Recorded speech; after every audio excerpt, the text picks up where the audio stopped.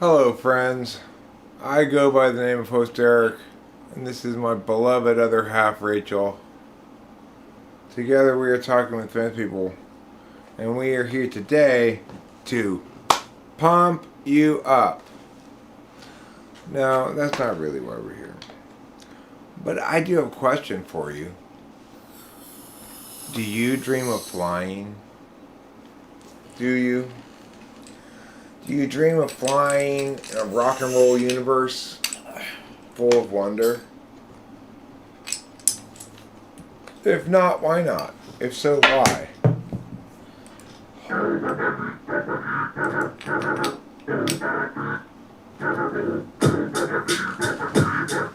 Welcome to Talking with Fence People. Enneagram Type 7, embodied. In every way, shape, and form imaginable. It's like we were broke earlier, and then we're back to order typing session. We're like, whip it, motherfuckers! That's how we roll, bitch. That's how we roll. How we roll. Yeah, that's how we roll. Like a dinner roll on patrol. Like a dinner roll patrolling for appropriate dinner breads. That's how we roll. Don't tell us to do it some other way instead. That's how we roll. Like a couple of dinner rolls on bread patrol, making sure all the bread is appropriate for the role it's playing on his dinner plate. So, dinner rolls are we roll around the town and check on bread. You see, dinner rolls. That's what we are. We like to roll like dinner rolls.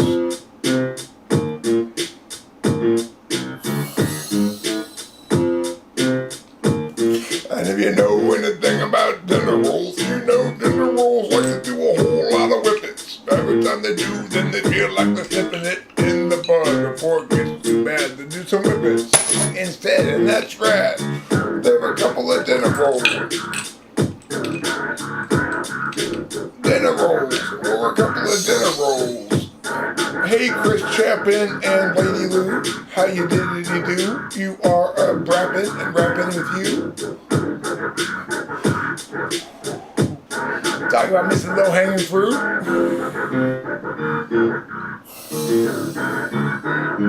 If your last names are Chapin and Lou, I motherfucking better be rapping to you.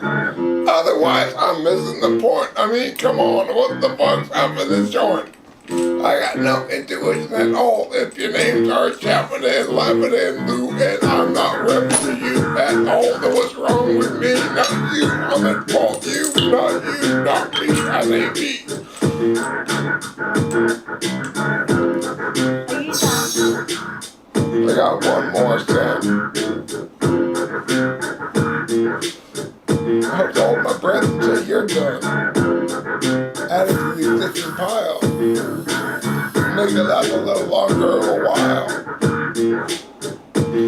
But seriously, if you've got two people whose names are Chapin and Lou, and you don't immediately successfully come up with rapping at you are not succeeding as a rapper.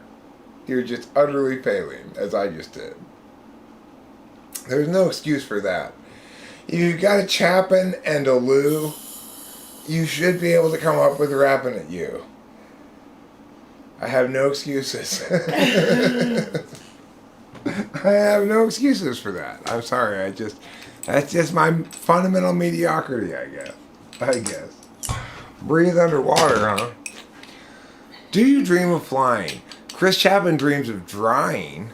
Well, he learns off drying. Now that's interesting. It's a little different. Zut allures. Zoot-allure. Zoot-allure. Zoot-allure.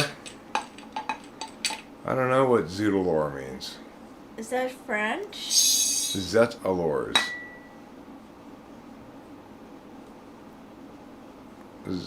Zut allures. I don't know what that means. It's a mystery.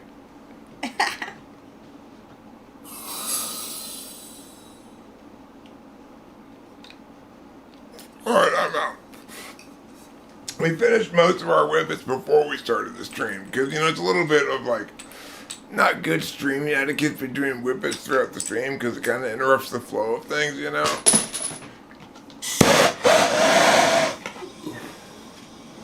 You might say the same thing about bong rips, but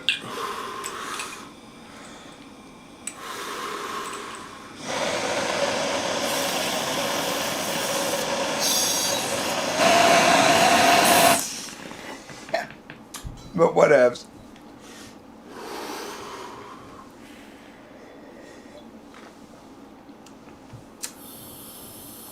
You know what we should do at some point maybe tonight, Rachel, is go out and indulge and buy ourselves some coffee creamer. It's not a bad idea. Yeah. Oh damn or oh shit? Is that allures? I thought French for shit was merde. Merde. Strange how shit in French sounds like married in English. Yeah. Oh. Maybe it's not a good idea to be legally married by the state. Maybe anytime the government gets their hands on anything, they fuck it up. Doesn't it make sense? So here's my theory. If you dream a lot of flying, you're extra rad. I don't really dream of flying that often, so I'm just normal rad. But if you dream of flying a lot, that just means you're extra rad. Yeah. Extra. I don't. That's my I theory. I don't dream of flying. I never had a flying dream. Really? Mm-hmm. You know what I used to dream of all the time when I was a kid? It wasn't really a dream, it was a pre-dream. As I was falling asleep, I'd feel like I was falling from a great height, and then I'd wake up all of a sudden. Oh, I've had similar. We're just not flying. I have had a couple of flying dreams, but not very often. And of course there's the metaphorical sense. Do you dream of flying? Meaning, do you aspire to more in life? To achieving great heights? Do you? Trying to think of what is the easiest Well, way. you can move that shit, of course, Rachel. I know your TE is not that great, but you're able to move a table, I would imagine.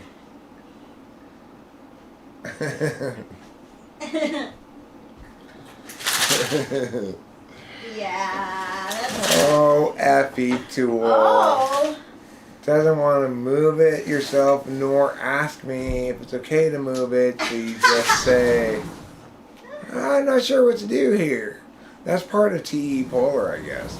It's like, if you're FE enough, you realize all the implications are worse FE-wise than, I had set up my little shorts set over there by the sliding door. Hi, Octavia Silva.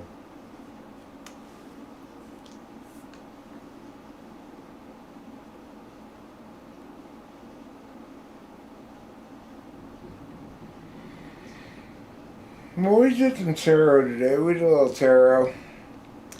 I said today was going to be a 3 of Cups kind of day for us. Feels like it. It feels like it. Oh, sure. We may be smoking resin. Oh, you know what I want to do? I'm going to put, since I don't have any coffee creamer in my coffee, what I'm going to do is I'm going to fill this with hot coffee, and then I'm going to go get this ice cream and put this ice cream in. Oh.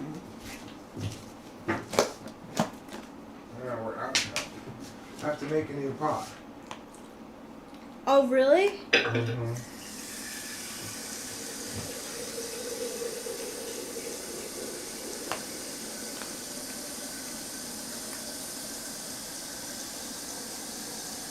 But I'm thinking, Rachel, we're going to have a couple of really good cups of ice cream coffee.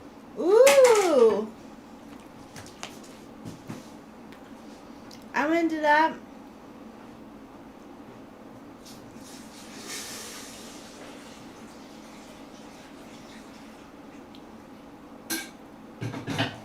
Okay, so anyhow, hi Karma's Pimp.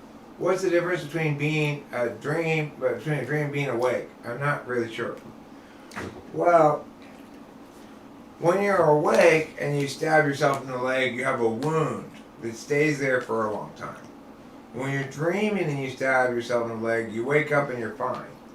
Yeah. That's the difference.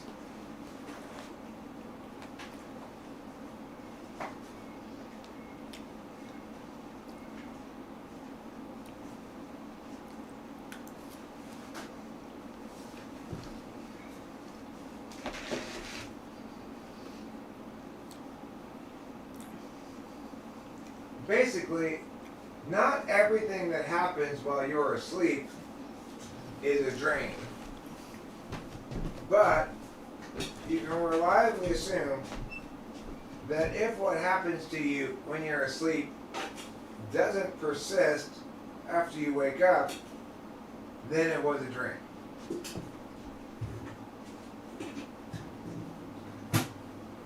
So like, you might be asleep and your house might be on fire. Well, if that's the case, your house is still going to be burned down when you wake up. Now, on the other hand, if you're dreaming that your house is on fire, then when you wake up, your house will not be on fire.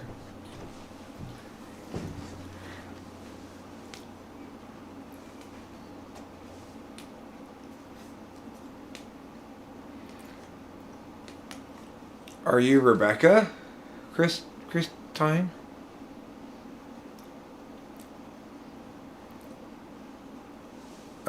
It may have happened after I last checked my email or PayPal. I don't know.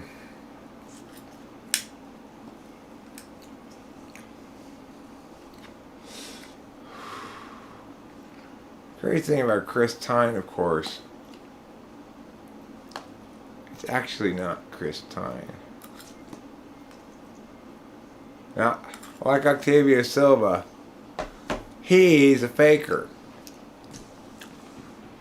He's actually a lady. But you know what? That's what chicks can pull off on the internet. If they even have any incarnation of the name that looks faintly male, people assume they're male. Just like I assume every animal's a tiger until I have it proved otherwise. That's why I run away from squirrels. So, you know, it's a pretty ordinary day. Pretty blah day, I guess.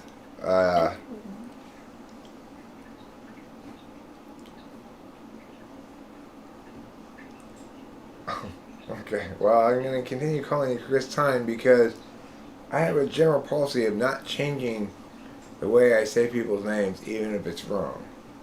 True. Well, that's how I read it, so too bad.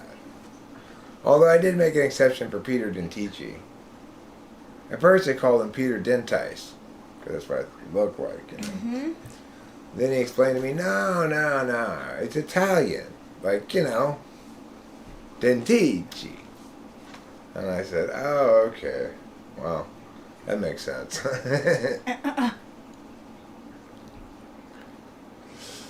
So I thought, why did I put this particular thumb? Do you dream of flying? Well, it's just a random thumb that I thought, like, a lot of people might go, like, random people would say, why, yes, I do. I wonder what they're saying about it over there. Yeah. I don't really have anything to say about it at all, though. It was kind of clickbaity of me, I guess. What was your question? I only sort of read things. I have a question. I'm writing an ISTP who was abandoned by his childhood friends and meets them again later. Would it be out of character for a TI Dom to be angry about this? It depends what... I mean, the thing is, a TI Dom is likely to try to come up with rationalizations as to why the person was wrong.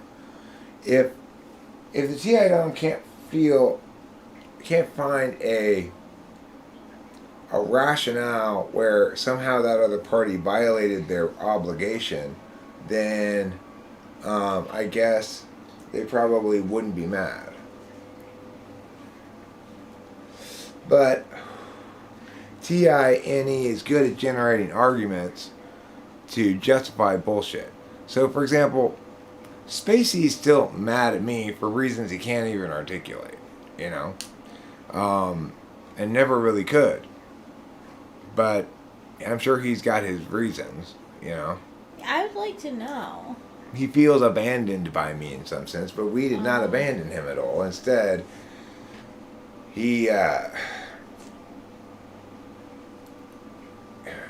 brought that awful person into the mix, and that kind of destroyed everything.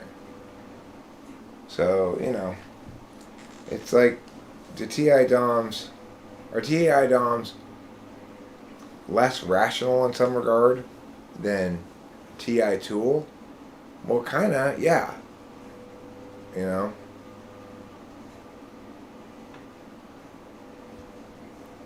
No, not impossible for a TI Dom to have irrational anger, but they'll probably rationalize it, is the point. Their TI will come up with reasons why they're justified in being angry, even if they're flimsy. If they put together enough of them, I guess they figure they got a case. It's interesting because a while ago, Spacey told me, he was like, you know how Eric is. Like, I guess he just thinks that you abandon people. I mean, the thing is, I didn't abandon him at all. I explained to him I have limited resources now that you got us kicked out of Kim's house. You know, you can't live here with me at my dad's house, and I don't have a room for you, and now I'm expected to pay rent for you or something. Well, I tried to be, but then when his girlfriend wouldn't come to a meeting where we could talk about it, that's what ultimately made me. And then when it was revealed that she's actively working against me behind the scenes, that's when I realized, okay, well, look, Spacey, you've chosen to be the FI teammate of your partner, and you gotta stick with your partner. I get that, but your partner declared herself an enemy to me, and I can no longer support my enemy in that fashion. And so, and I'm not saying you should choose to dump your girl, although she's toxic and awful. I'm just saying that's the position this is what you created, you know?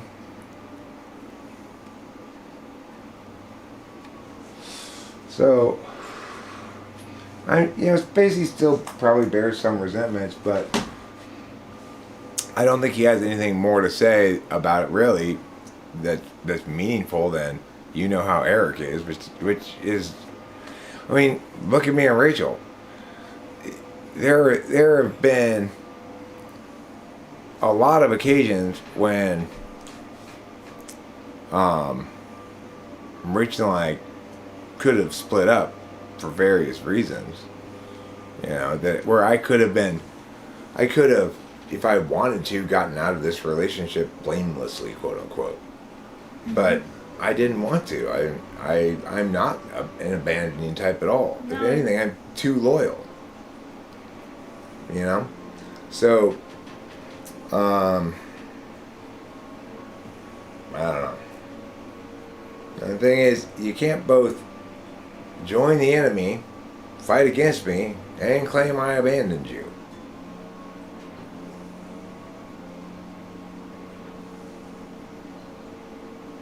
So, but it's they're entirely of his own making. And if they're going to continue to feel wounds that linger that point to blaming me, it's because he's not being honest with himself about who's at fault for that whole shit breaking down, right? He's the one who, against explicit instructions to the contrary, had that woman fly in uninvited to live at not his house. I don't know. He just kind of dropped off the face. He's probably doing his own thing. You know, ENTPs do their own thing. That's what they do.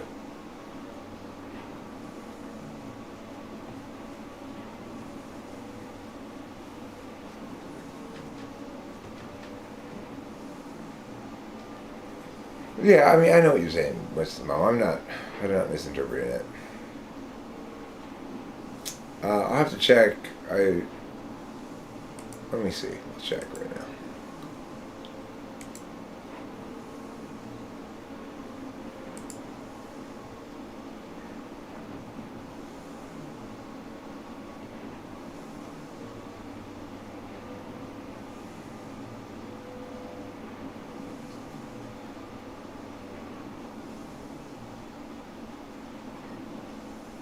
No, I don't see it anywhere.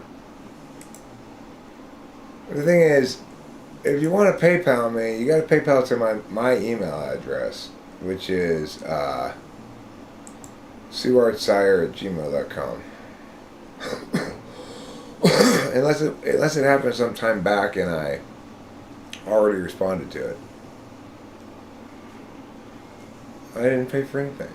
What Chris Tyne is saying that they paid me or something, but I haven't seen any notification from PayPal. Okay, so now I'm gonna go make my ice cream coffee. Yay! I'll make us both a coffee. We both can have I'll it? make us both a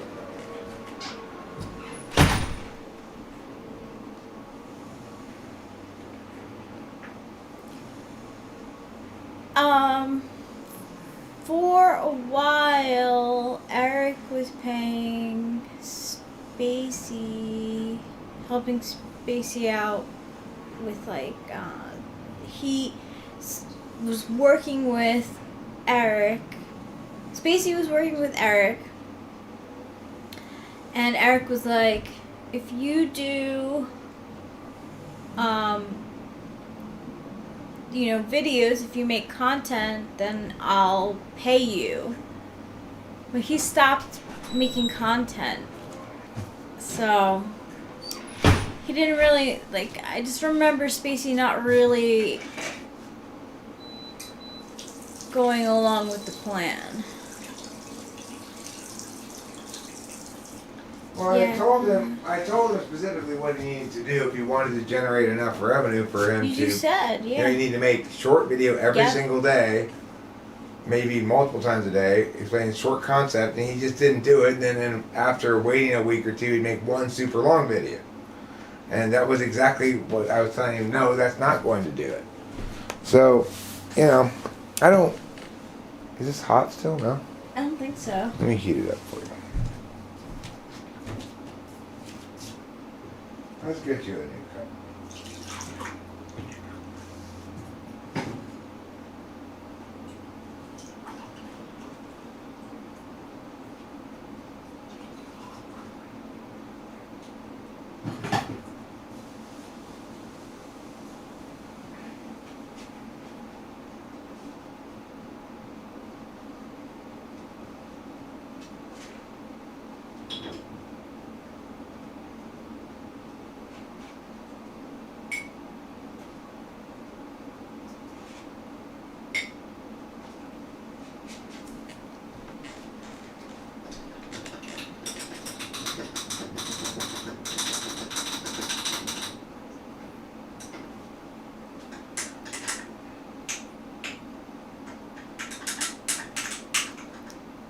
Jaeger, I'm with you. I've never actually had a dream that I was levitating either, but I've never had a dream of flying either. Thank you. Mm-hmm. Ooh, creamy goodness.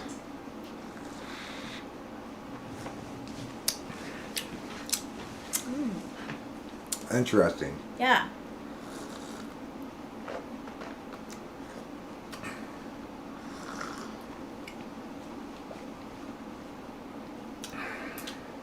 Basically, what happened, Karma's Pimp, is we had a summer's camp, and he really didn't want to go home. And he really wanted to stay in our basement. And we said, well, alright, I think maybe we can make this work. Maybe you get a part-time job or whatever. I don't know. Maybe you can help me with typings. Maybe we can get enough money at that. And then he flew in without any, he informed us, but didn't actually respect our position on it at all. He flew in this woman, to come stay with him in the basement.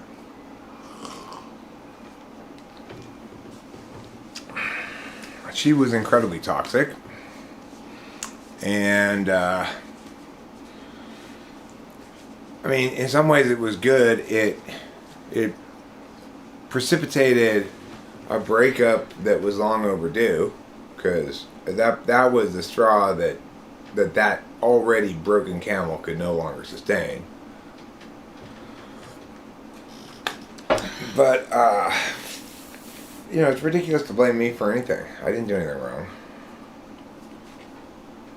Yeah. I did nothing wrong at all, though. So, I don't know. No, you tried to work with him.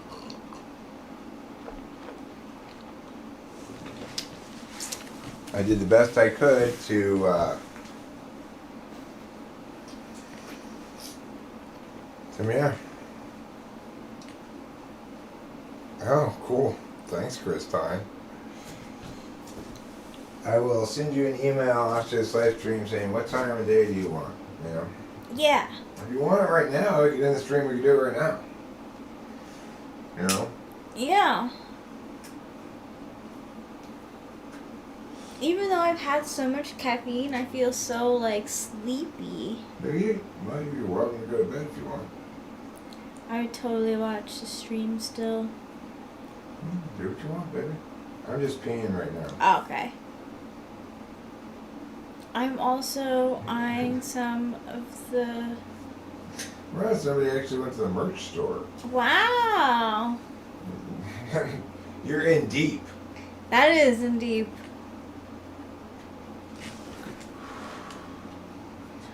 Oh, she's busy. She has class later and unfinished homework. No problem. I'll shoot you an email asking you for a day and time. Any day and time is fine. I do it all hours, day and night, all days of the week. So yeah, I'll shoot you an email. And thank you for booking a session. I told you that video was good, FP, Rachel. Yeah. Yeah, after we made that video, Chris time, I was like, damn, that was some good FP. Mm-hmm. We don't normally care that much, but occasionally we bust out some really, really good FE.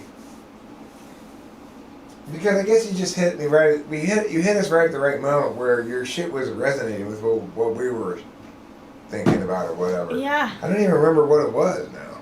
I don't. I don't even remember what we were talking about. Oh, it's funny. Anyway, thank you. I appreciate your kindness.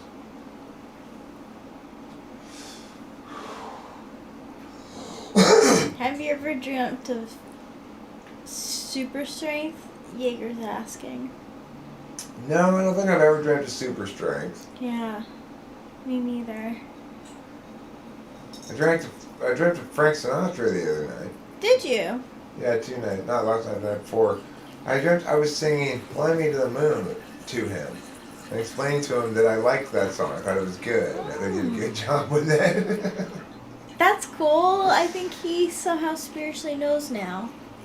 It's like, what kind of a dream is that? Those are the kind of dreams I have. Oh, Self-Help Lounge. Rachel has lots of reasons to feel sleepy. Besides caffeine. 2 of the 3 drugs that she takes are sleepy-making drugs anyway.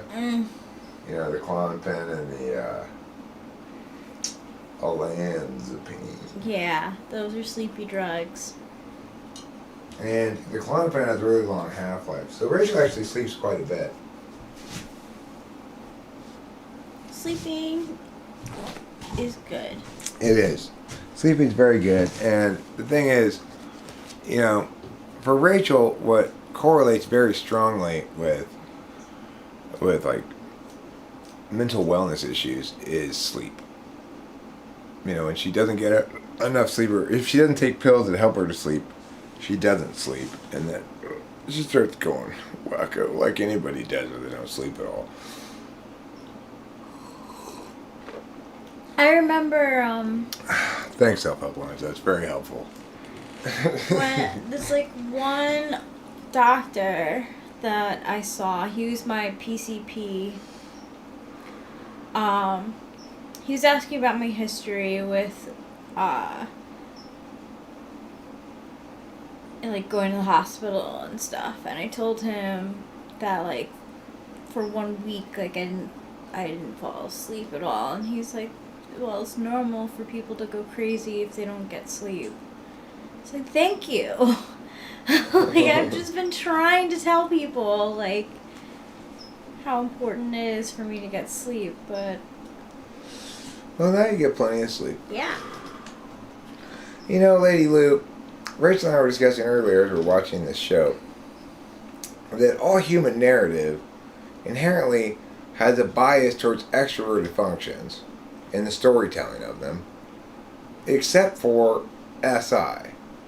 Yeah. So, TI and FI may come through in some of the dialogue or some of the reasoning or whatever, but it always is extroverted, right? To convey introverted people in a film or a story, you have to do a lot of like voiceovers of their internal dialogue, or show stuff that you can't even really show, like introverted intuition knowing something.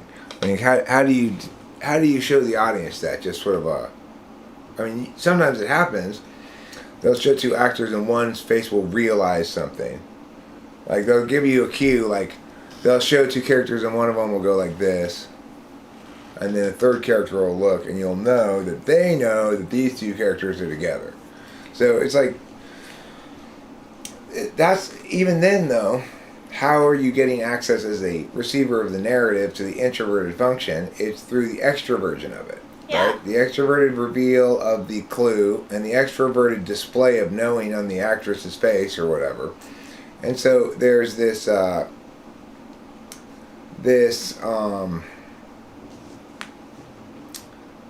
strange kind of implicit ontological bias against introverts accordingly. That just comes from the nature of storytelling. The stories of introverts can't be told very well. No. Isn't that fascinating? It is fascinating.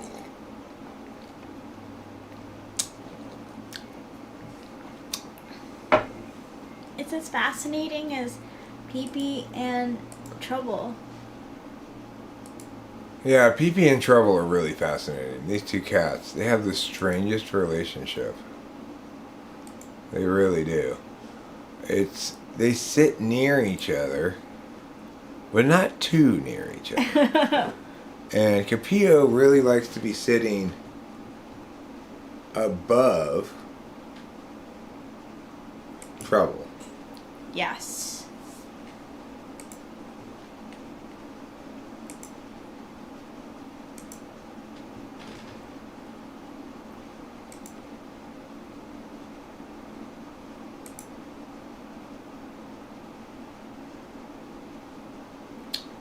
Okay, well, just FYI, and it's fine if you don't make it happen, it's fine.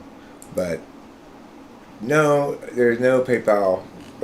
Yeah, Christine. So here's just so you know, this is the email address. If you're sending it to something else, then you're sending money to somebody else.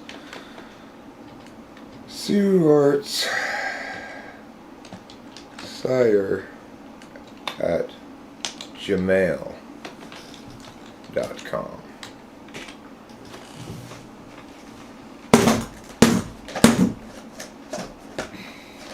There. And if it doesn't happen, obviously that's fine too. I'm just keeping you aware of what's going on. The dentist's office gave me tunnel vision awareness. I was aware of them, but I wasn't about to let myself be aware of my gums being pulled open. What did they put you on? I remember clearly in primary school, a quiet kid always got walked all over except if they had an extroverted friend they stuck to. Yeah, well, I mean, I think it also depends on Enneagram type. It's like we were saying earlier, 9s and 8s are both interested in either what's right or what's important. So like 8 will be like, I'm mad because this is what's right. 9 will be like, This thing isn't that important that you're so mad about, so here. 1, though, is about getting what they want. They don't care if you're right. If you're mad, they're not going to listen to you. And if they get what they want, they don't care how they do it. 1s get their way. 8s get their way when they're right. And 9s get shit on usually. Well, 9s need to match up with the proper 8. Like, we're a good match, right? Your 9 doesn't get trampled by me. No. And my 8 protects your 9. And your 9 softens my 8. Softens your 8. Well, hardening my cock.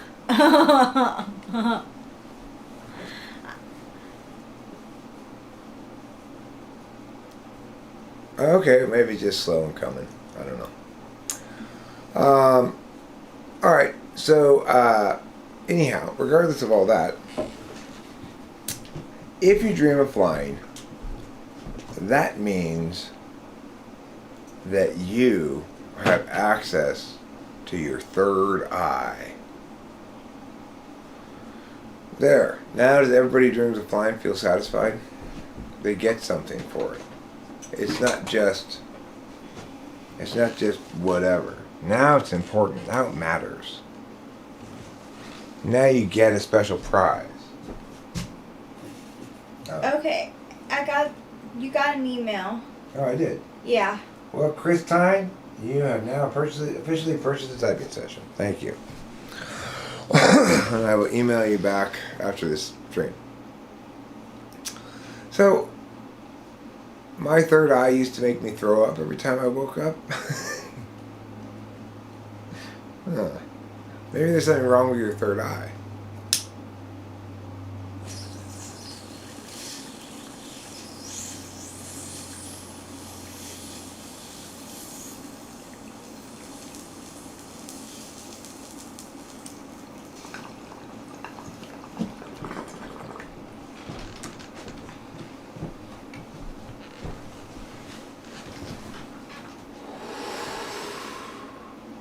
All right, I'll tell you what.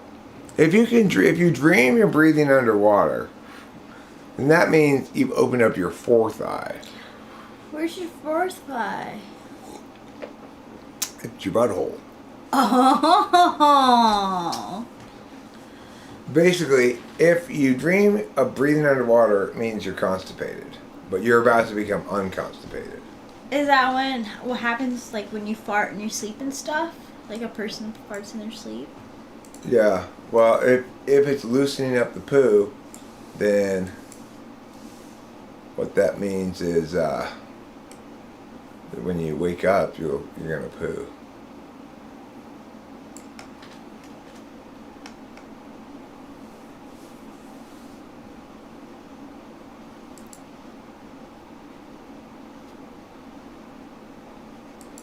Why is this gray? Oh, I must have highlighted it. That's why. Now, if you dream you are a giant crushing villages full of people, that just means you're wicked. Come here, Pee-Pee.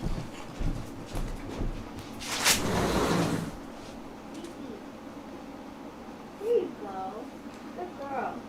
I don't dream very many, like, cogent dreams. I have had dreams of having my teeth coming out before. But that may have just been prescience about reality, I guess. I hear that's a fairly common dream trope. You dream your teeth are coming out or falling out. I've had that on several occasions. I think it means you have bad dental hygiene. If you read Freud, you'll learn that dream means you have bad dental hygiene. What about floating through walls? That means that you have a fear of walls. What are my thoughts on the idea of chi?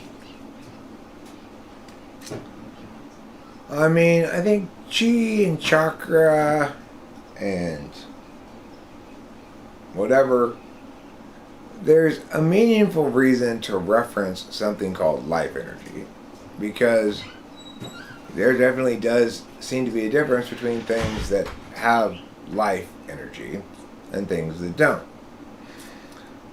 The idea that we would consider that life energy as somehow this force separate to life itself is a natural leap to make, but I think a fundamentally wrong one.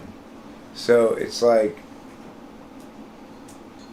it's not, life energy is not something that you can do things with other than be yourself. And so in that regard, I don't believe much in these notions of chi or chakra, except to the extent that if you feel as though you're focusing those energies and you're becoming clearer about yourself, if you found some sort of meditation that works for you like that, then to some extent the metaphor is true, right? In other words, you are focusing your life energies towards being yourself in a more optimal way, but people want to make it more magical than that. So I tend to be resistant to at least affirming more magical explanations than that. Although I'm open to experiencing them, I don't say words that affirm them, really. So I do. Yeah, she does. Because, and it makes me think of the UNC coach who you were like, oh, you could tell he's been coaching because his I said voice. that's the coach's voice. Yeah, right that's the there. coach's voice. And I would say that he's been using his throat chakra a lot because he's been screaming, from the sidelines. So he's Could just be his vocal cords, but could be his throat chakra too. Could be his neck chi. Could be a combination of his neck chi, his throat chakra, and his vocal cords. Yeah, that's what I mean. He just needs to be soothed. Well, it's his like vocal cords. I recognize it because I've been that coach. When I'm getting a big debate squad ready, and there's a big tournament coming up, or maybe we're in the tournament, and I'm yelling at him between rounds, God damn it, I told you to run that far. And then some parent comes up and talks to me. I'm like, well, it's, and my voice sounds all shot to hell. The guy who's coaching North Carolina, when they interviewed him on the sidelines, I just resonated with that experience a lot. Yeah. I could just feel him having just walked away from screaming at his team and now coming and trying to talk to this other person that you have to talk to regularly, but your voice is all shot to hell. And then I was thinking, he's been using his throat chakra too much. I mean, we're both right. We are. It's fine. The thing is, that's how you know I'm TI operational value. You will never catch me correcting Rachel. Rachel doesn't need to be corrected. Thanks. Yeah. I mean, I'm not looking for a fight. Right. And I'm not looking for you to be TI precise about things. So there's no reason for me to correct you ever. Yeah, my TI is very selfish. It's like, you'd think almost that somebody like me who's very rational and even whose magical thinking is well supported within a rationalist framework, and somebody who's very magical would have conflicts over it. But we have absolutely no conflicts over it. No, I mean, I'm not Bible about it. Like, I know that there's a metaphysical side to the world, and I know that there's a physical side. So well, I just get a kick of coming in, you're sleeping, and what's playing on her phone next to her sleeping head is some lady saying, "Oh my God," I'm seeing that this relationship has a lot of compatibility. That there's a lot of, I'm seeing in these cards that there's a lot of That's what I fall asleep to. So, it's just like, hey, That's what she likes to do. I don't have any problem with what she likes to do at all. And she doesn't have any problem with what I like to do because we're both sevens, ultimately. Yeah. You know, we both want to play. We like to play, we want to play, and we don't want to not play. Yeah. All of those things. All of those things. We're eternal children. Always just on the cusp of growing up. But, unlike real children, we're adults. So we get to have sexual intercourse. Ooh. With each other. It's a pretty good deal, really. Yeah. It's a pretty great deal. You get to have sexual intercourse, and you get someone to hang around with all the time. Yeah, I like hanging around with you all the time. Me too. It's great. It's what you would call a peaceful, easy feeling. Have you found there's a link between cognitive functions and what kind of comedy they find funny? I mean, intuitives have the best sense of humor, and sensors often have an incredibly shitty sense of humor. Meow. Like, you know, ESTPs might like something like the Three Stooges, but ENTPs never would.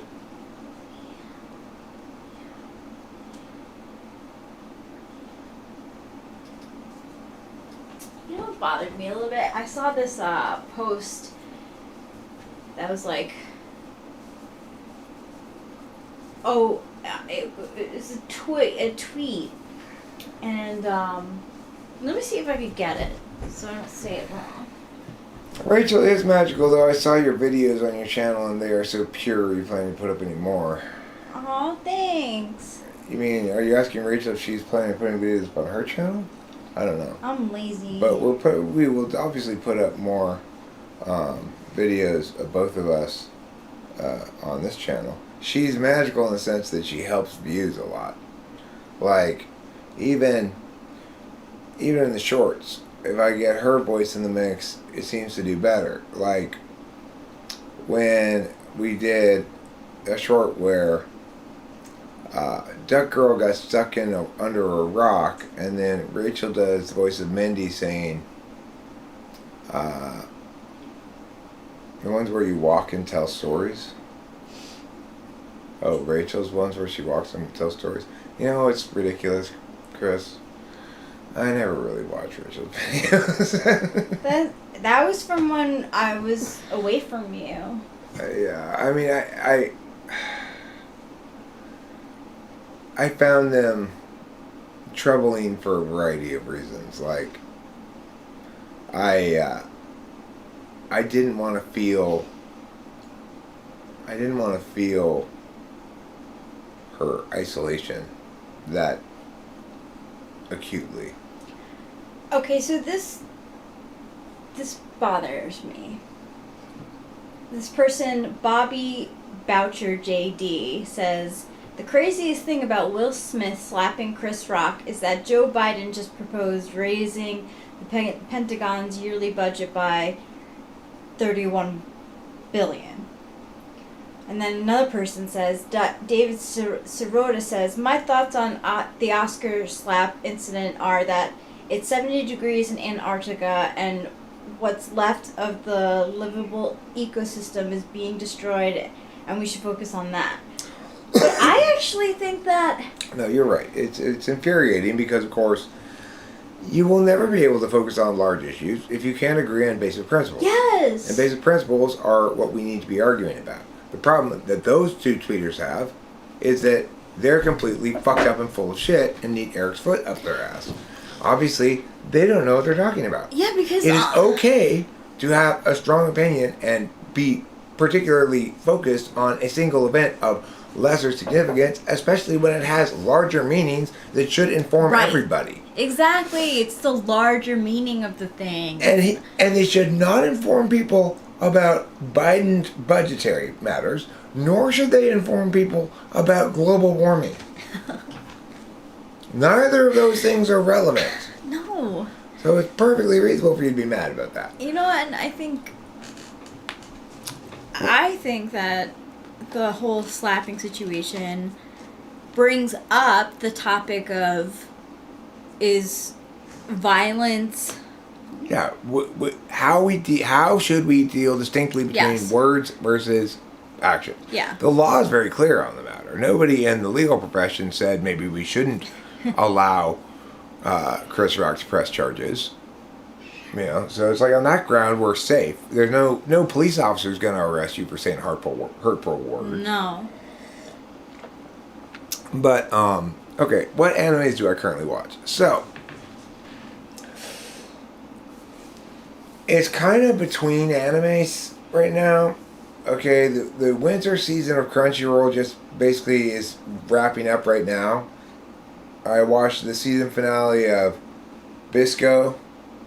Oh, that was the season finale. That was the season finale. We just watched that. And we watched what is it? The most powerful... Alright, the most powerful sage with the weakest crest, which is this really dumb cartoon, but we watched it anyway. I liked it. I wouldn't recommend it. I wouldn't recommend it. But it's like it appealed to my childish desire for just child cartoons. Like just pure candy. I obviously we've been keeping up with Attack on Titan. Mm-hmm. And which it's got to be coming close to the end. Yeah, I think we have. Why I think there's one waiting for us that I didn't watch because I was going to wait for you to watch it. Oh, cool! Thank you. Yeah, it comes out on Mondays. I forgot. I'm not sure what day it comes out, but I saw that it said it was updated. And so then I'm also kind of watching, but I'm kind of like not super into the one where like I was a middle-aged man reincarnated as a hottie with my best friend into a magical world. So it's like there's these two salarymen who were friends, both of them were single but heterosexual. They get transported to another world. One of them gets turned into this lolly chick, and her magic power is to make people charmed by her, like in love with her. But the main guy doesn't want to be in love with her because they're both dudes, and they both still think of themselves as dudes. So it's this very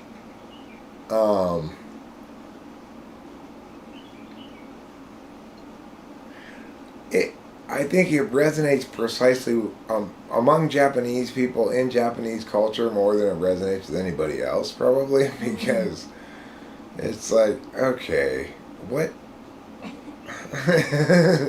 So what's the point here? That even though he likes that guy a lot, and now she's a chick, he still can't get with her because she's not all the way a chick or something? I mean, I don't get it. She's got a chick's body. So, I don't know. I'm not quite sure what the message there is supposed to be. It's a little confusing. I think the final season's been great. I think it's been a little bit lusterless compared to the previous seasons, but that's holding it to an incredibly high standard. I still think it's great. And I think that if you're shitting on the final season of Attack on Titan, you have been spoiled beyond any fairness. Okay? Because it's not quite as poppin' as the first 4 seasons, or the first 3 seasons. I don't remember if this is 4 or 5, but it's still transcendent. You know, there was one episode this season that I said the Rage Software was done. For the first time, the time period of watching this episode wasn't over like that. It moved kind of slow. Yeah. But because, you know, historically watching episodes of Attack on Titan, you start it and then you're like, it's over. What happened? How could that possibly have been 22 minutes? Because it's just so exciting, you know. And Rachel and I, in fact, we're talking about we've been looking for another show, a show that really meows you. Yeah. It really grabs you by the tits, you know. It really grabs you by the tits and milks all the F out of you. All the feelings. I love that you just pinched your nipples. Mm-hmm. I'm trying to milk all the feelings out of myself with an exciting television show. We're currently watching a show called The Irregulars. I like it. I like it too. It's good. It sucked us in for a good stretch of time. Yeah. Until Rachel's blithely watching the show, and then all of a sudden Eric starts doing something. And Rachel probably thinks, well, I guess we're live streaming now. Fine by me. Well, you did indicate earlier to me that specifically like that to. you wanted to, right? That's why I feel like such a cop. I'm like such a cop out because I'm starting to feel tired. Go to bed then. I don't give a fuck. Well, I want to participate in the chat. Yeah, okay. Go participate in the chat. Don't feel obligated that because you said you wanted to live stream and now we're streaming that you have to follow through and live stream, because I understand the nature of saying what you're gonna do or want to do is a very iffy proposition. We just don't hold each other to those kind of things. That's good.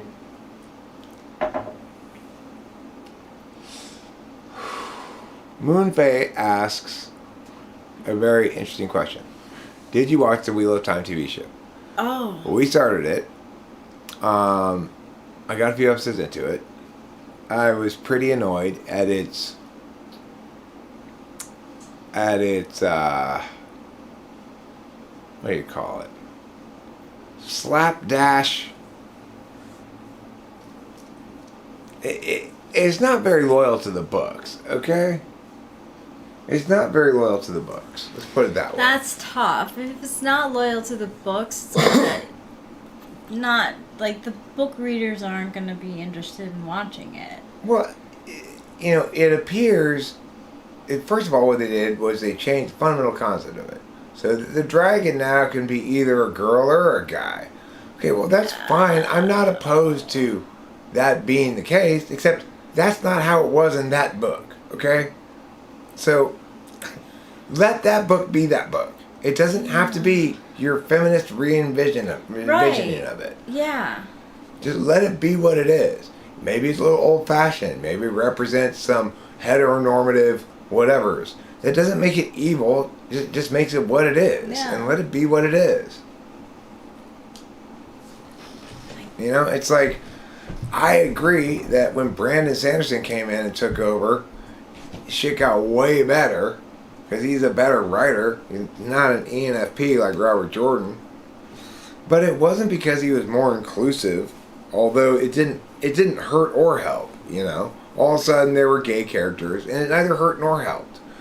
But it's like when you're making a TV show based on this book series, and you change huge core details in it. It's like, okay, fuck off. I read this whole series. I was looking forward to this.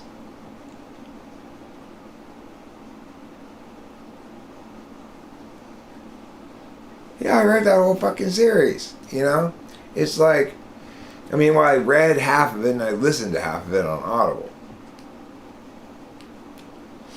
Yeah, that's when I went on my little binge and finished it.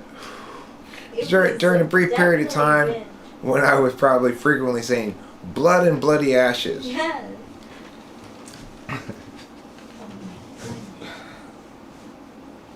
They didn't say that enough in the series either. Right. So, anyway. Oh my goodness, what a happy It's like, kitty. it's not that I'm in favor of the way things used to be where things were so homogenous, you know. I'm in favor of more inclusiveness, but you don't need to force it like that. It's just ugly and it's aesthetically ugly, you know?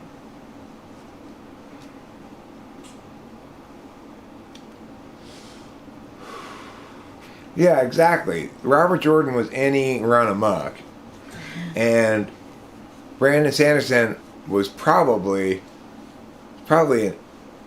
one either an INFJ, ISFJ, or INTP. One of the three. Would be my guess. Possibly ENTP, but probably one of the three former.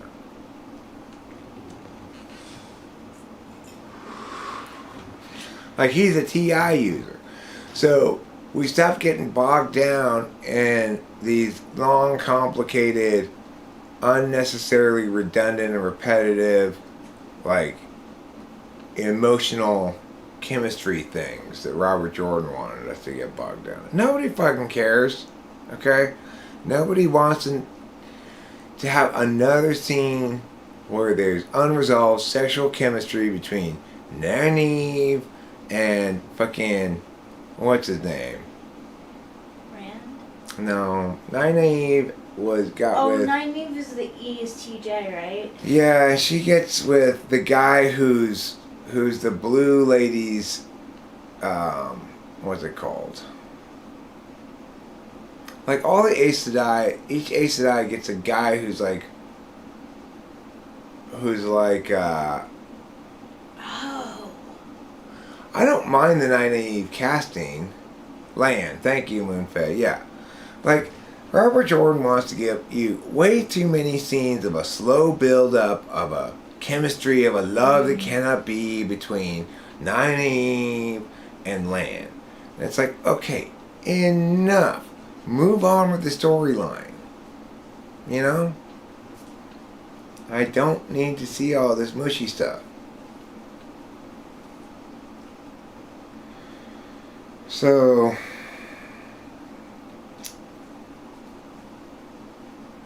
but regardless, Robert Jordan, Brandon Sanderson came in and the books moved like that. All of a sudden the books were moving again. Again, Robert Jordan got bogged down in book 7, so book 7 was almost unreadable. And then the publisher must have said, okay, fucktard. We need to get somebody who knows what he's doing in here. Yeah. Probably. Yeah. Do you know what you're doing? Baby kitty pageant winner. And the other thing about those books is Robert Jordan in general had a tendency to beat dead horses. So whenever Nynaeve got angry, she'd tug on her braids.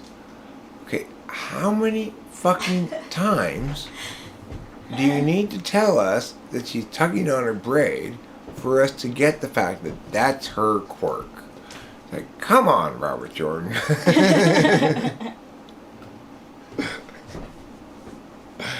Come on now. We get it. She tugs on her braid. We get it. Rand says blood and bloody ashes.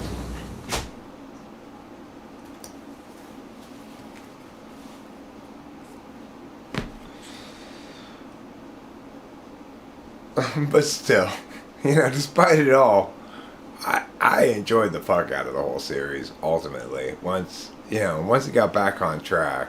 Like, the beginning, the first several books were fantastic, and then it got bogged down, 4, 5, 6, 7, started getting bogged down. And then Brandon Sanderson came in I think book 8, and then it picked back up again, So, it's a good story.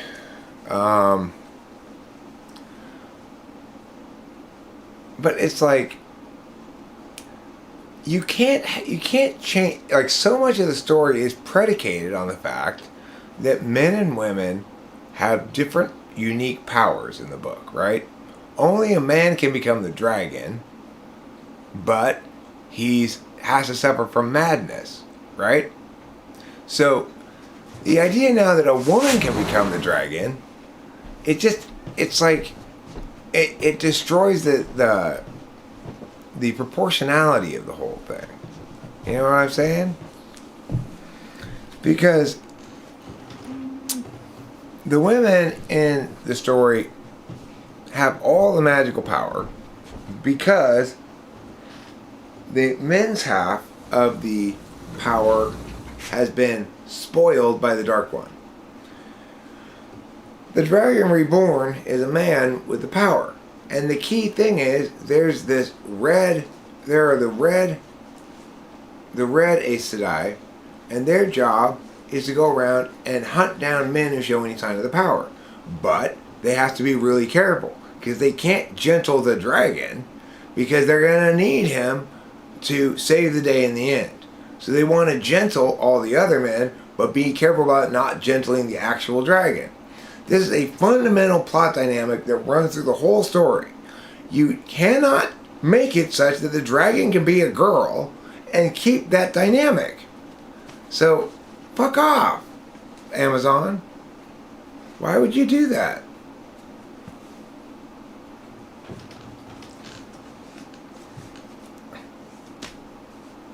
It really bothered me.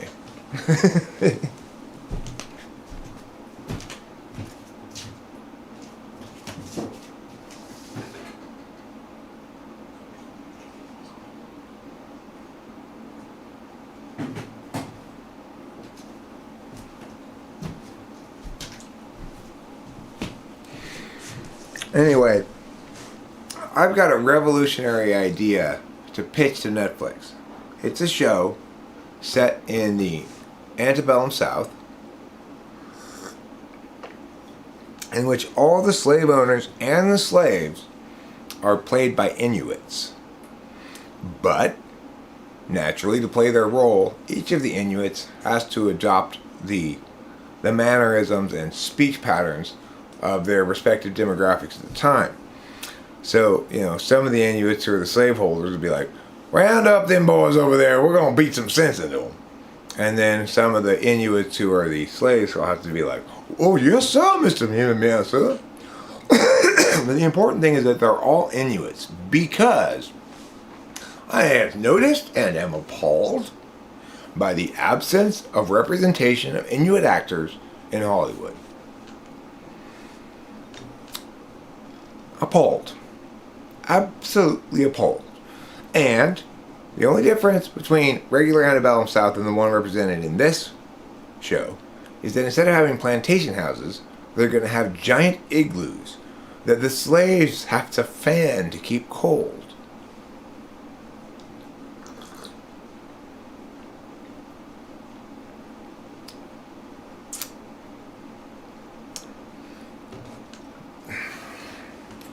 The Gen X heel is live now. Well, fantastic. Good for him.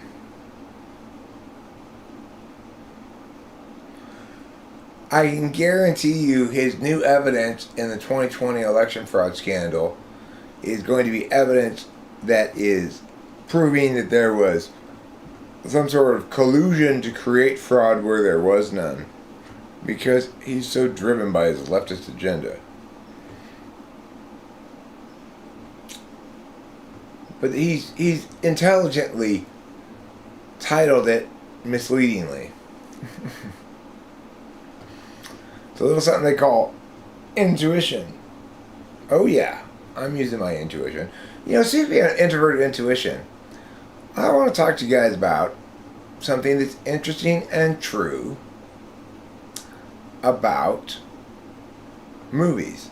In the original making, hi Spencer Jones, in the original making of silent films, they only told the stories in direct linear progression. So in other words, they'd never cut away to a scene that's happening presumably at the same time somewhere else, right? And then eventually when they decided they wanted to do that, they put text up on the screen that said, meanwhile, back at the ranch, so that the audience wouldn't be confused by just jumping scenes. Of course, eventually, people realized that nobody was confused by that.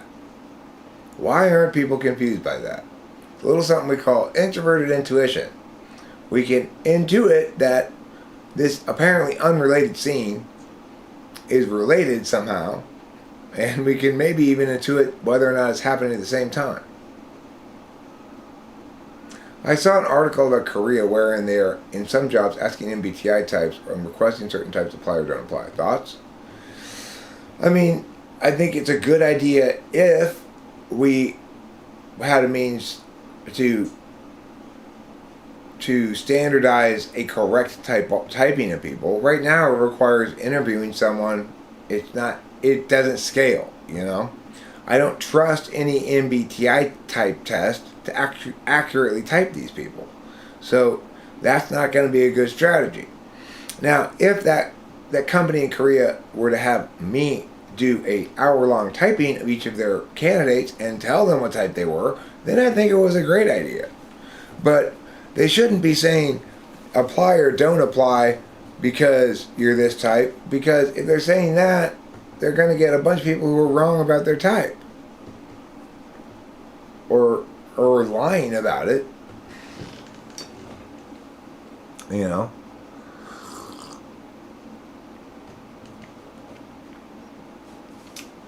Well, Spencer Jones, INTP doesn't equal mathematician because equal is commutative, which means mathematicians would all have to be INTPs. But I just typed the other day an INFJ as a math major, so that just proves that right there. Dragon ladies. What are dragon ladies? Are they female dragons?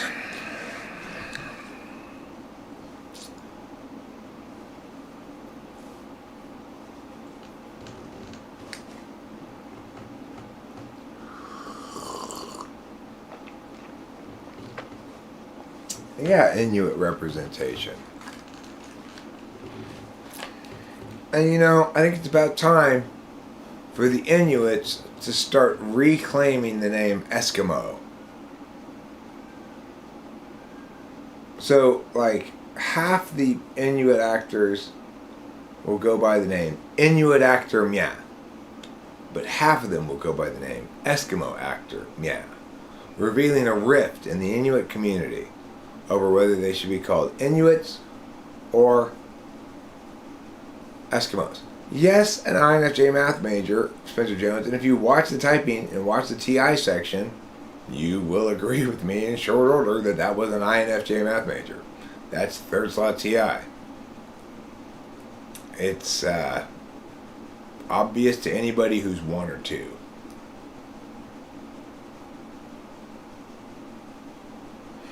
Well, apparently, Eskimo is a slur, another Inuit-esque group of people called the Inuits. So in other words, it's like Tribe A and Tribe B, right? Tribe B called Tribe A as a slur Eskimos. White people came around and heard Tribe B referring to Tribe A as Eskimos and said, oh, I guess those people are called Eskimos. But they didn't know that that's not what those people called themselves. That's what these people called those people because these people didn't like those people.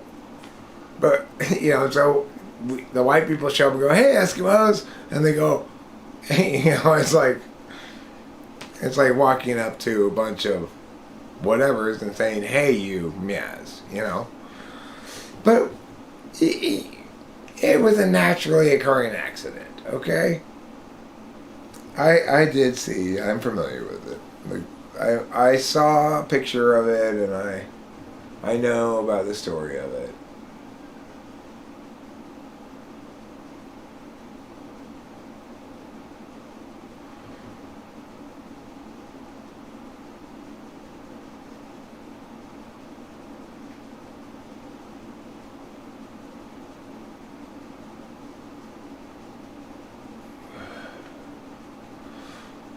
So that's why it's offensive, according to the Inuits. They're like, hey, we don't call ourselves Eskimos, actually. We call ourselves Inuits. It's like, you know, if the Inuits came and said, hey, how are you crackers doing? No, the white people would be like, we don't normally refer to ourselves as crackers. But that's cool. Waking up to a bunch of whatever and saying whatever.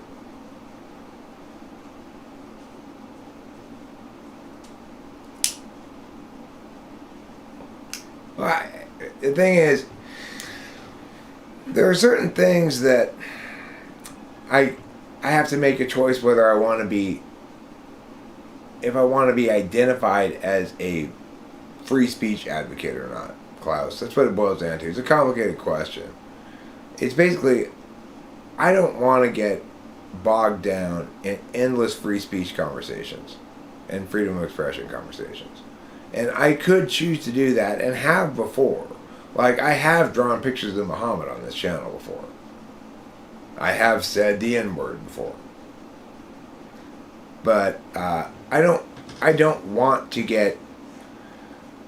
spend a whole lot of time having that conversation. People are very emotional about it. They're not very rational about it. And I'm not in the mood to fight about it, you know? So I have done those things before on the channel. And sure enough, you know, when I'm singing a cover of Straight Outta Compton, even though I'm singing someone else's words, I get scolded for it or whatever. But the point is, am I scared to? No. I have on plenty of occasions. But do I want to roil up that particular pot of tea right now? No. I'm not in the mood.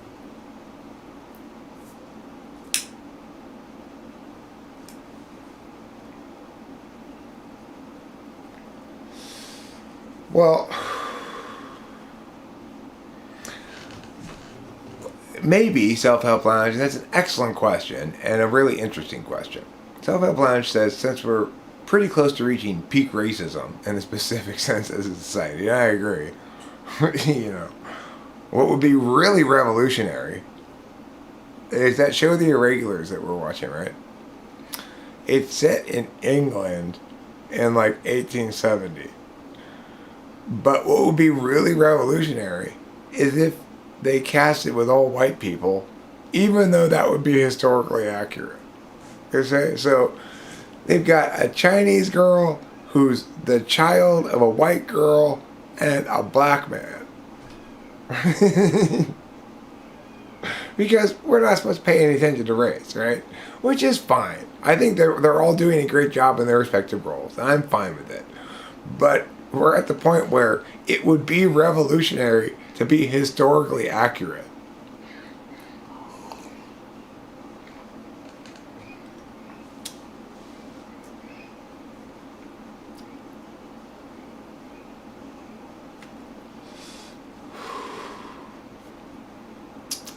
Well, the other thing is, if you listen to Chinese people talk, their word for like this or that is nigga. So you hear Chinese people talking, it's just nigga this, nigga that all the time. Yeah, Black Queen of England. Yeah, shit like that.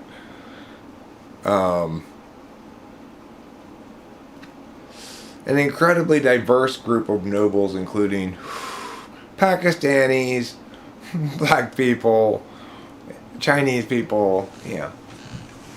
And it's fine. It doesn't bother me. I think it's better. You know, I would much rather have it be that way. That I can play any part I want. I can play a Chinese whatever if I want to, if I'm an actor. That would be cool. That would be fun. It's like, hey, I get to stretch my wings as an actor. The problem is when it doesn't go both ways. So it's like, the problem is when Scarlett Johansson is not allowed to play a trans person because she's not actually trans. There's the problem. Chinese girl's allowed to play an English wench in the 1800s, but she's not white. But Scarlett Johansson can't play a trans person because she's not actually trans. Well, what's up with that? You know, there needs to be consistency both ways. Anybody can play anybody. Great. I like that. That's great. I don't even have to play to be a baby, Rachel. I'm naturally one. But you can't make exceptions like that.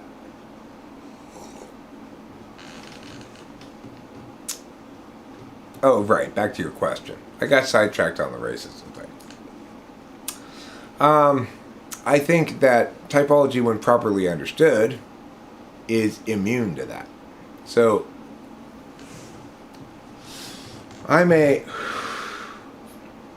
direct my hatred towards ESFPs, but if I understand typology correctly at all, then what I realize is I'm projecting my frame bias against SEFI or whatever. I may hate INTPs, but if I have any real understanding of typology, I recognize that as meaning I have a frame bias against TINE. So, it's, is it the case that people can be groupist using typology labels? Yes.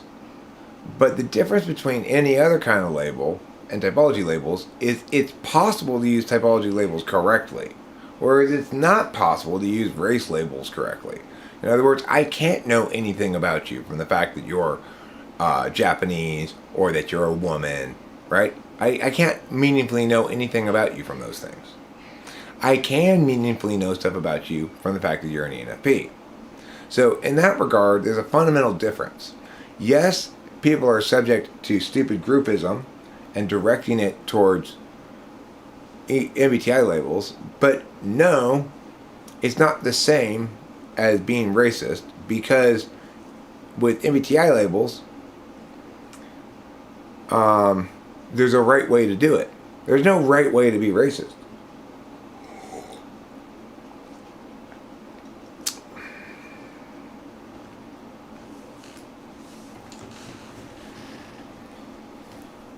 Yeah, I could play Eleanor Roosevelt, no problem. Here you go. I've structured some social programs for you. Enjoy. There. That's a perfect Eleanor Roosevelt.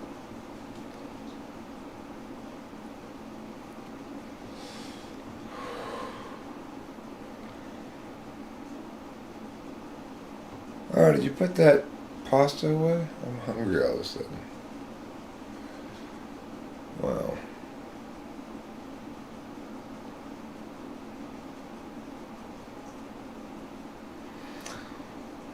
I mean, the thing is,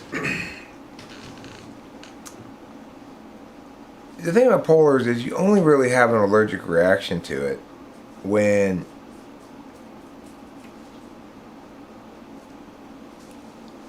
either you or it is in the wrong place. So I don't have an allergic reaction to FI in the appropriate place. I have an allergic reaction to it in the inappropriate place. If you feel like it. Thanks, Virgil. You sweetheart. The problem is, like, TI people can parse out whether, eventually, if they're given enough map and if they can recognize their own function bias. I can eat it out of that container. That's fine. Just give it to me cold in that container. It's fine. No, I have an active opposition to TE. In other words, I'm opposed to its role in the public discourse. I'm opposed to its role in people's understandings. I'm not allergic to it. I also engage in plenty of it. I do a lot of TE. You know, I figure out a lot of shit. But I oppose it on the grounds that I don't want to be constrained by goals and following through on predetermined paths. I just do not want to be constrained like that. And TE fundamentally constrains me like that. So, while I recognize the need to create and follow constrained paths to accomplish anything, rarely does it give me any satisfaction. So it's like, it gave me a little satisfaction when my TE successfully figured out how to time my stop action shorts to music. That was satisfying because I wasn't sure it was going to work until it did, you know. It should have, I figured. There's no reason why it wouldn't. It's not that much TE. It's just like, okay, well, how am I going to do this? I can't put the song in until after I've decided all the video pieces. So I can't time it to the song. I can't do it by listening, right?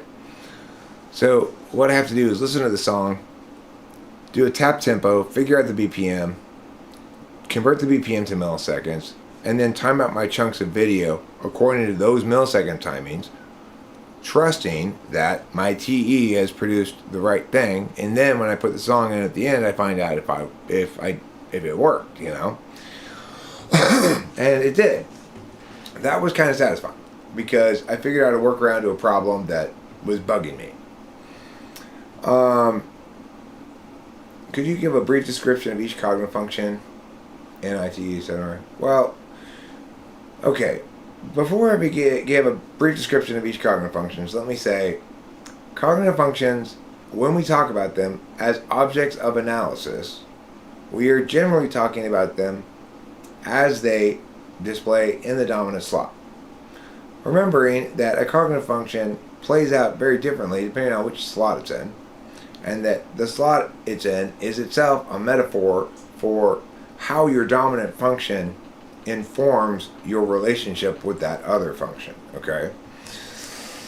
Given all of that, I will tell you that fundamentally, NI is an external knowledge function. It knows the identity of things outside of the self. And it knows identity on multiple levels. It knows that that's a rock, and it knows that that's a rock garden, and it knows that this is a Japanese garden.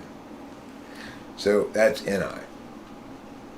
SI is a knowledge function that tells you real-time information about how your body feels and also recalls your particular experiences regardless of their relevance. Whereas NI is not going to say when they see the rock, hey, that looks like the rock I have at home. They're going to say, that's a rock. NI is not going to say when they see the Japanese rock garden, I think I might have been here before one time. They're going to say this is a Japanese rock garden. Right? So there's the difference between SI and NI. They link back to the two proto-functions, which are object permanence, SI, and shape constancy, NI. Shape constancy is about recognizing that things outside of yourselves have a singular identity no matter which direction you look at them in. SI, object permanence, is about realizing that things that aren't alive don't move unless you move them. And that's why SI people, especially SITE people, get mad when you move their shit. Now let's go on to the other two epistemology functions, TI and FI. TI is a disinterested calculus, which is to say it is calculating the accuracy, correctness, consistency of words outside of the self. So once again, even though it's an introverted function, it's measuring how words will play logically if spoken. Even if it's only happening in your head, it's fundamentally the extroverted kind of deliberation function, even though no deliberation function is extroverted, right? It's focused more on the external world. Now, FI, in contrast, tells you about your real-time feelings and emotions. It tells you what's important and what's less important. So people who have a good sense of FI probably have a good sense of what they want to do, whereas somebody like me, who's got FI polar, has a very poor sense of what they want to do, and an even, thank you, darling. You're welcome. And an even less developed sense of what they will do. So,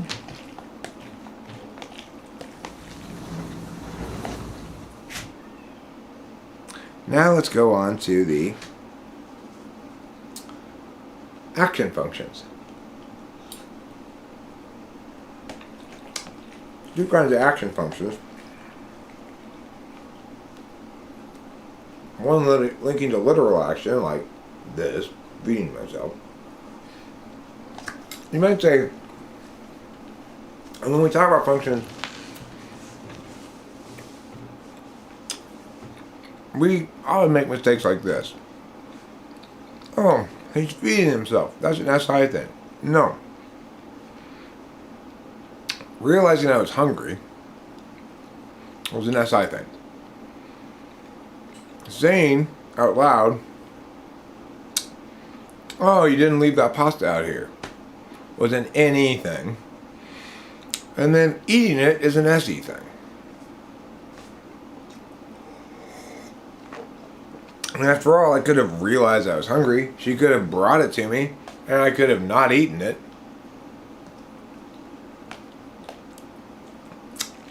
Very carefully, Jeff Shaw, very carefully.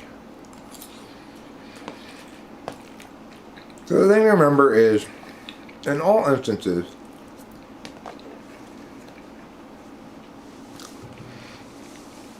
when we talk about functions,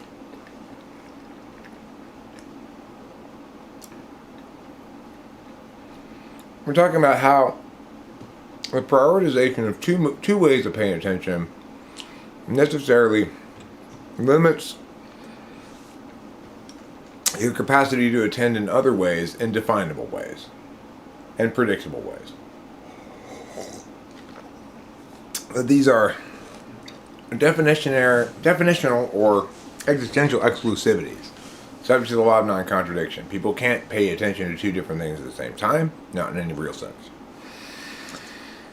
So, now, they cannot pay attention to things that require epistemology concurrently. I can chew gum and talk at the same time because neither requires epistemology. So the thing is, with the action functions then, extroverted intuition takes action by treating words that are said as objects that stay, even though they don't. I mean, sure, my objects stay because I'm making videos about them. But imagine a world before recorded media. Why is any linked to SI?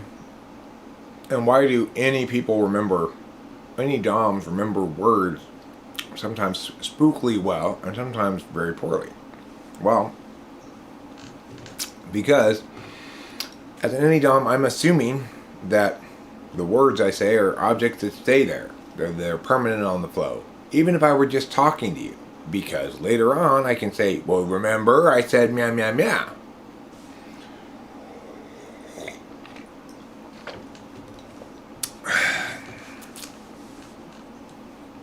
SE, on the other hand, is linked to NI because why did you pull the trigger then?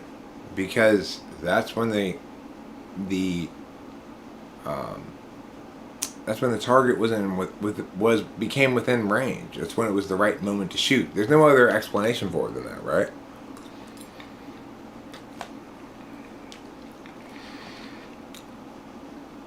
In other words, you can't answer why questions about action, really, except with FI answers, because I wanted to. Or maybe with TE answers, like it's part of an existing plan.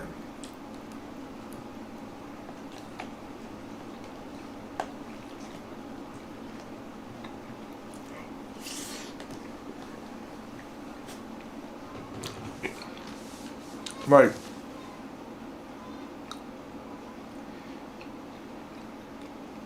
Why did you punch him?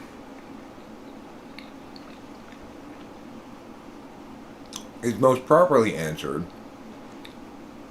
with the answer, because I was mad. Whereas, why did you yell at him? Is most properly answered with the answer, because he was wrong. Even though it may be true in both instances, or it may even be the wrong in this part might be false in both instances. Regardless, yelling at people emerges first and foremost from a perception that there's wrongness. Whereas hitting people emerges first and foremost from you being really mad. Now with the interface functions TE and FE, well, perfect example of how they operate and why FE tool is TE polar. I had set up my shorts set in front of the sliding door, and now that I have this shit set up here, there's no passageway through here, so you gotta go out the sliding door and around. So now I've got her trapped. She can't go through this way. She doesn't want to walk in front of the camera or otherwise, like, not be perfect, because INFJs always want to be perfect, you know. She doesn't want to move the set out of the way herself, because that runs the risk that I might be annoyed that she's messing with this thing I set up. She doesn't want to tell me to move the set out of the way, because then I might perceive her telling me what to do or being bossy. So she simply observes that there's this problem here. And then I say, well, just move it out of the way.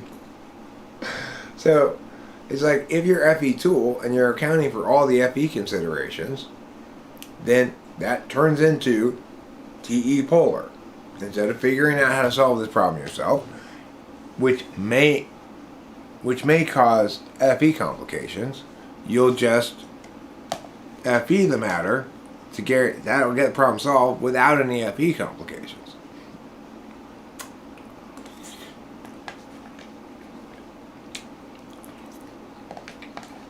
Well, sure. I mean, the point is, though,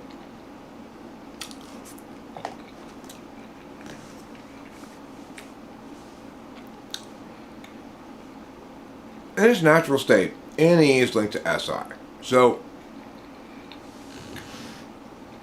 if I'm yelling at you,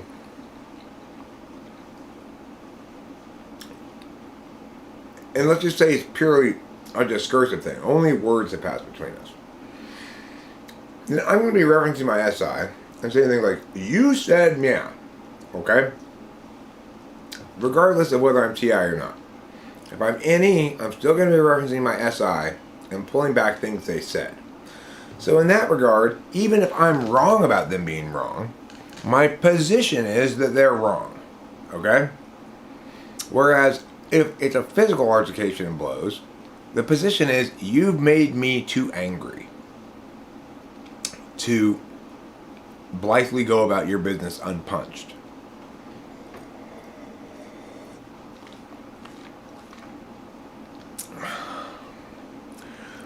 Well, I mean, I suspect SI Tool's a little more fussy about it. Although, because SI Dom probably has an understanding that they have a more of a depth of object permanence. They recognize object permanence as something that can be and sometimes is interfered with by other people. And whereas, like, second slot thinks other people who interfere with that are just bad. Or doing something bad, one of the two.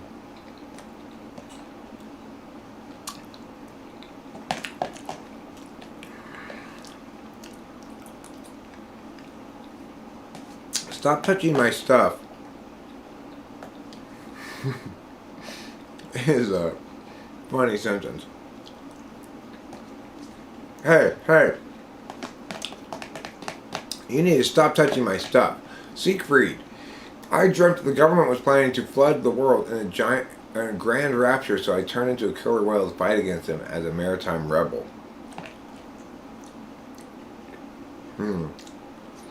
Well,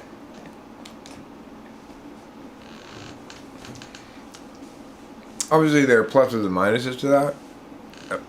As a maritime rebel, you are subject to all maritime law, which means you cannot gamble until you're on international waters. So there's that. On the other hand, now that you're subject to maritime law, as long as you can take over a ship as the captain, even though you're a killer whale, you will be empowered to marry people, either with or without their consent. That's the beautiful thing about being a ship's captain, people don't realize. Yes, ship's captains can marry people, but they don't have to marry consenting people. They can just say, you're married, and then they're married. They have to be married forever. That's the law. The law of the sea. The sea is a harsh mistress. Some call her laws draconian.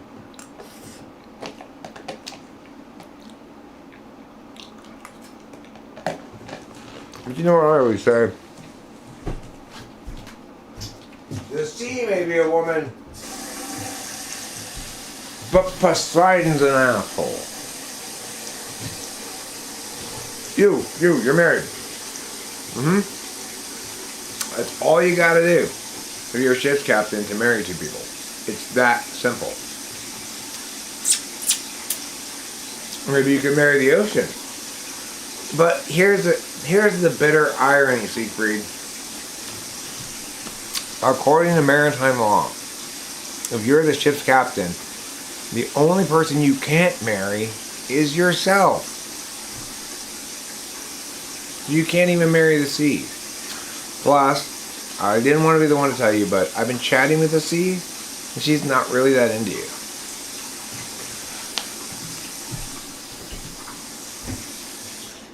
But don't worry, buddy.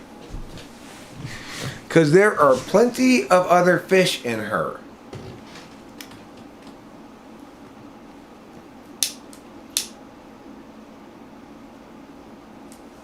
Yeah. TESI definitely cranky twats about their stuff. Rachel and I, my dad's been gone for like a full week almost now. Yeah, he's having car trouble, so he's coming back later than expected. But, and, you know, I cooked in the oven last night. But you can be sure when I was done,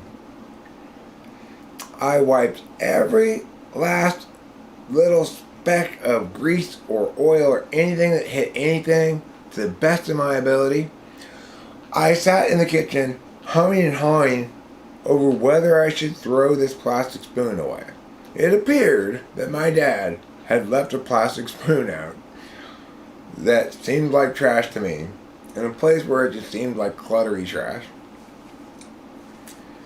And I was cleaning up, so I thought, I'll throw that away. I knew neither Rachel or I left it there, though. So, I mean, it's a real challenge. Sure, it's just a black plastic spork, but I took a real chance in throwing that fucking thing away. I may very well hear when my dad gets back, "What did you do with my spork?" I may very well hear that. I said, "Well, Dad, I made an executive decision. I thought maybe that was trash."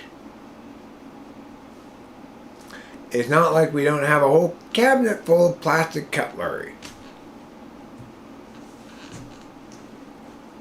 But who knows? I might get in trouble for that. And then, of course, okay, cool. Because if you're an aviator, Siegfried, it turns out your co-pilot can marry you to the sky. That's called airtime law. It's a little known field of law.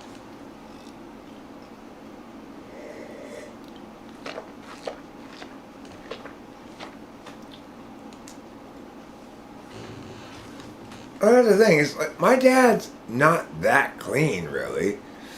I mean, he's cleaner than me and Rachel, but there's clutter around the kitchen, you know. He leaves messes for little bits of time where he wants to leave them, you know? But then he'll clean them up. And he never gets to be a shithole ever.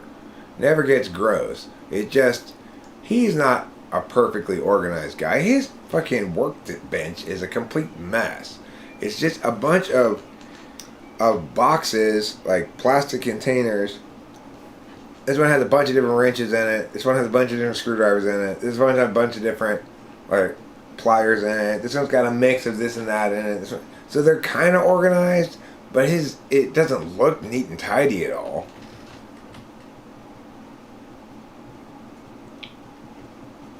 So it's a mistake to think that ESTJs are always neat and tidy.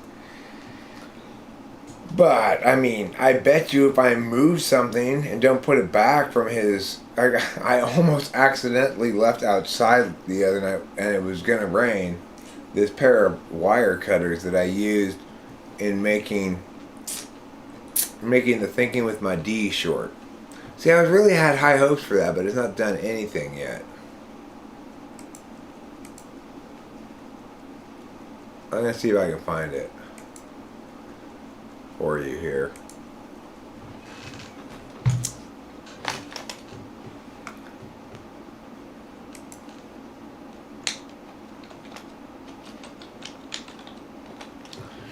So,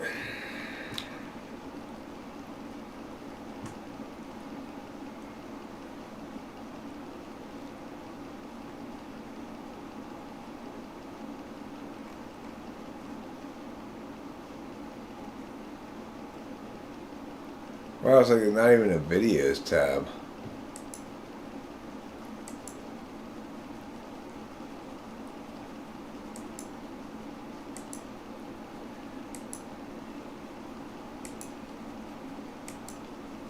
Here it is.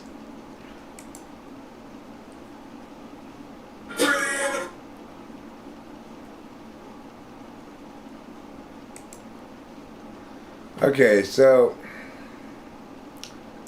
I might get some sort of little copyright thing here, but I'm gonna hope I don't.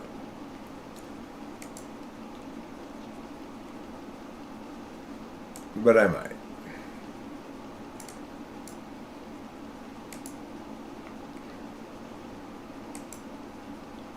So this one hasn't seen any action on the shorts feed. So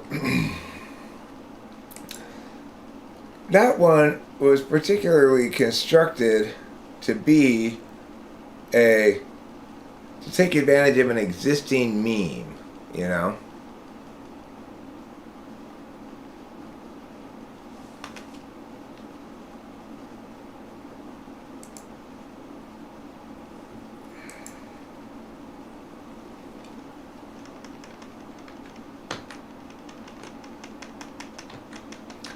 Well, I'm trying to, that's me trying to TE the shorts feed, right?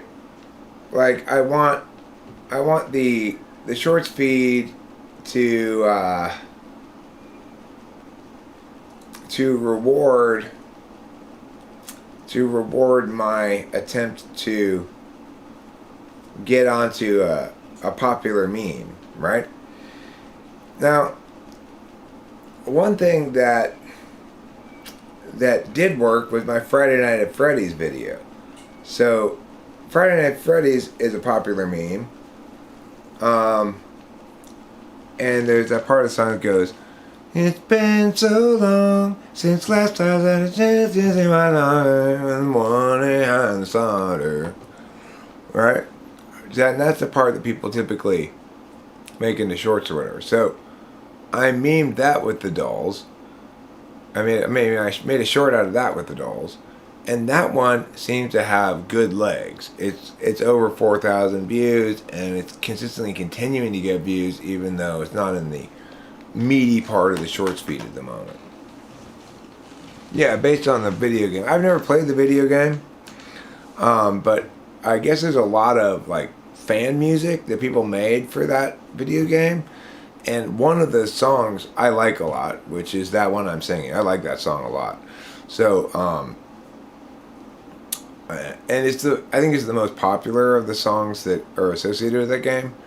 Anyway, I don't know anything about the backstory of the whole thing really, except that it's a video game that people made songs about, and that it's memeable. So, and that one worked. But the Thinking with My D hasn't hit the feed at all yet, as far as I can tell. I don't know if it's going to or not. And if it does, I don't know if it's going to be successful or not. But the point is my attempt to imitate. If you've not seen the original version of that, and if you've not seen the original version of that, and you Google Thinking with My D Kevin Gates, you'll see the original version of a guy who's got a beer and he's dancing to it.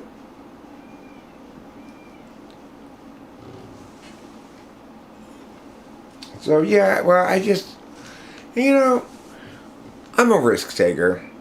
And when I saw that spork, I said, you know what, Eric? I don't care what Dad says. This is obviously trash. You're going to throw it away. You're going to live with the consequences.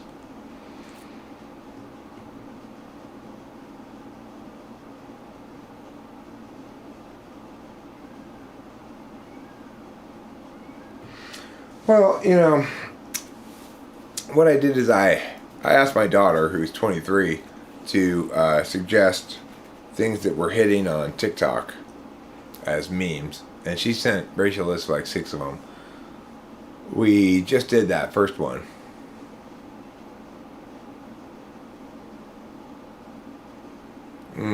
They're not friendly, huh? Well, sorry to hear that. I'm very, very sorry to hear that. A place like Chuck E. Cheese's should be full of delight and joy all the hours of the day.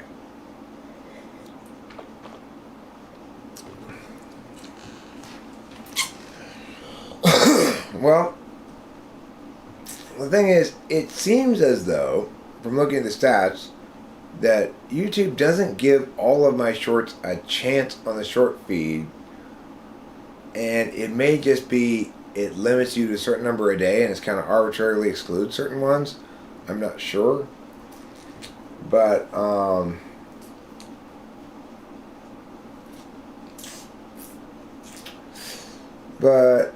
would be hopeful that that one, if people are familiar with the original meme, they'd go, oh, this is cool. Or something like that, It's harmless. It's not, the thing is, what other short got a lot of views today? There's a short of Barbie with her shirt lifted up so you can see her boobs. And she goes, what? Why are you all looking at me weird? And she lifts her arm. Do I smell or something? Well, that got a lot of views, and it got a 70% approval rating. So 30% of the people who see this don't approve of it. Of course, the hilarity is, it's a fucking doll, people. It's a doll. It's a joke. Get over yourselves. It doesn't even have nips.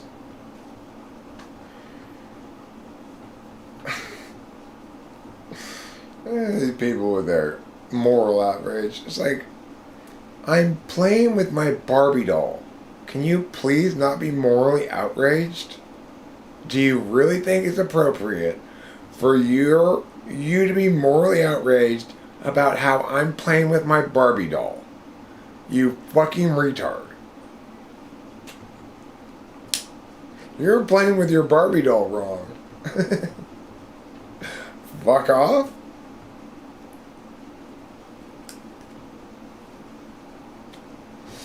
It's my Barbie doll. I bought it fair and square from the Sabres. I also got Black Ken. He's the star of Thinking with My D, but the main reason it's him and not White Ken, which would have been more consistent with the actual meme, is because Black Ken has clothes, whereas White Ken for some reason is naked.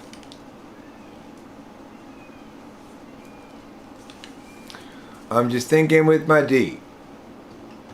That shit is dumb.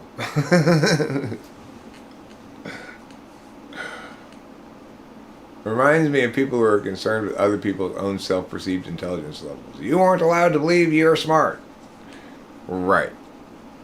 Boy, you sound like you really do know the experience. Sound like you and I might have a few things in common. This is what I get when I try to say I'm smart. Smack! Smack! No, you aren't. Shut up, Eric. You're being egotistical. No.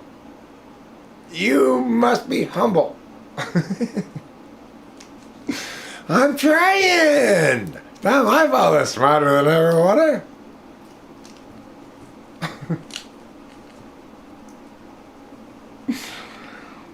No. You stop saying that right now. It's bad, Effie. You cannot say that. Okay, Ken. Jeez. Ouch. Fortunately, I got Ken policing my FE at all times. So, I admit it. I'm the stupidest person here. There. Are we all satisfied now? I hope so. It turns out I'm the dumb one. And you guys are all the smart people. I mean, not that I ever thought you weren't smart. I just mistakenly believed for a second, stupidly, arrogantly, that I might be a little smarter about some things. Okay, Ken. Now kiss me, you fool.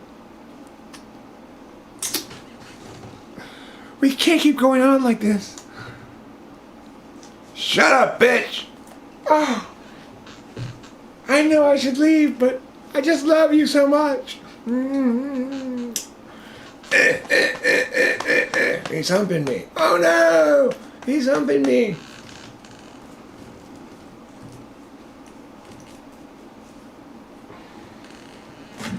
The best answer is, the good news is this. I'm almost certainly dumber than you about almost everything except what we're currently talking about. So, if that's any consolation.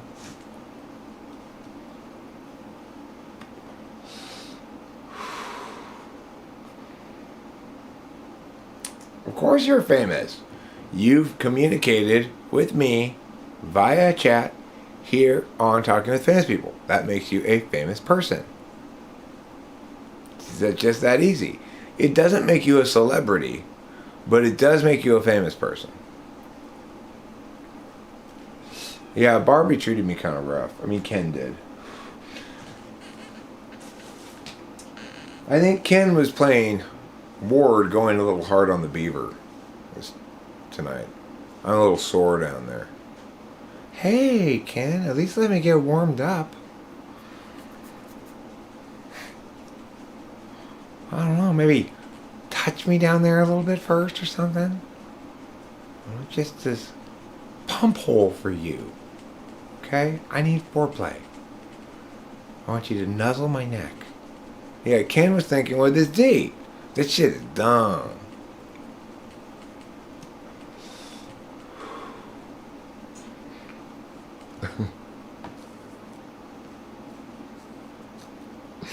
The important thing is I learned my place, right? I learned my place. I learned to keep my mouth shut. I'm gonna get smacked, you know. One of these days, maybe I'll go to a battered women's shelter. But until then, I'm just gonna have to put up with this volatile, sexy man named Black Ken.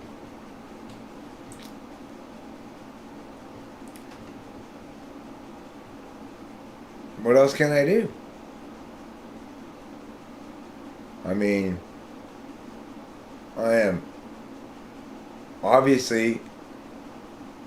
he's obviously the best I'm ever going to get. He tells me that every day, so I believe him.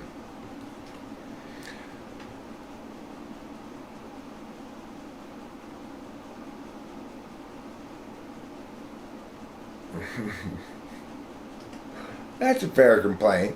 Well, it's not that simple. In order to compensate for their inability to explain the level of complexity they're referencing to. I agree. Super double ultra annoying. It's like the explanation, well, because if it weren't this way, it would be some other way. That's not an answer to anything. What kind of an answer is that? That's the kind of answer a poop face gives. I am a poop face, but I'm not going to give that answer. I'm not that much of a poop face. Because if things were different, they wouldn't be the same. You can take that answer and shove it right up your ass. That is not an explanation for anything. Okay? Everyone in the world, if you ever give that answer to anybody, well, you don't get it. It's because if things were different, they wouldn't be the same. I don't want to hear that answer. It's not an answer for anything. It's just an observation of that conditional unrealities are unreal, and that if they weren't unreal, they'd be real. Well, I mean, that's not saying anything.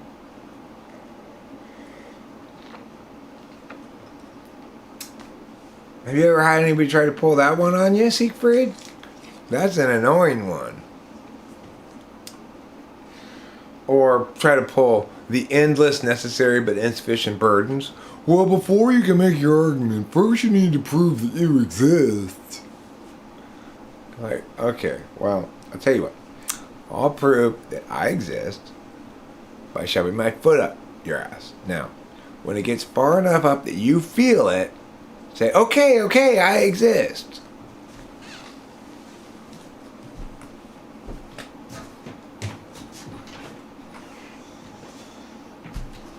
Oh, yeah. Yeah, good for you, Siegfried, for not having to put up with that one. That one's no fun at all. Close, Rachel, close. This is SI8. It's not, doesn't quite get it right. I can do all things in Christ who strengthens me. Christ doesn't strengthen you to believe in all things. If you believed in all things, you'd believe in a lot of contradictory things. And the song goes like this. I can do all things in Christ who strengthens me. Whereas believing in all things would create an incredible amount of cognitive dissonance, being able to do all things would make you feel very powerful. So, I prefer the I can do all things versus I can incur infinite cognitive dissonance.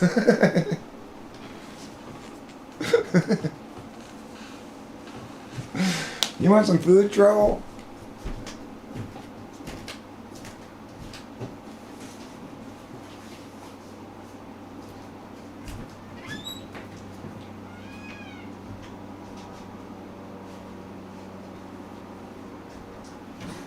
Now, Rachel, I am having a thought right now, by the way. When it comes to walking as you usually do, you are omnipotent? Are you omnipotent through Christ who strengthens you, or just independently of Christ who strengthens you?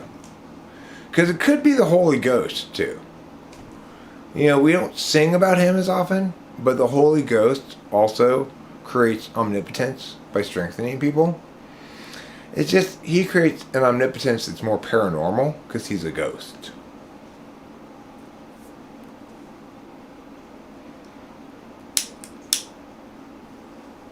Anyway, Rachel, you know what I'm thinking? You and I can do one thing through Chris who strengthened us. We could go to the weed store now, maybe. Maybe we should go to the weed store now. And that's a true song, right? Rachel and I can do one thing through Chris who strengthened us. That PayPal, $60 or whatever, that's either a good eighth or a shitty quarter, you know? Maybe we should go get that right now, because I've been enjoying telling these stories that I've been telling to both of us about how, you know, this resin's not that bad. I don't mind smoking resin. You know what? It's nice being broke. It's kind of fun. But we both know I'm just lying. We both know it. We've known it all along. I'm just telling lie after lie, trying to convince myself that it's okay that I don't have any weed. But it's not okay.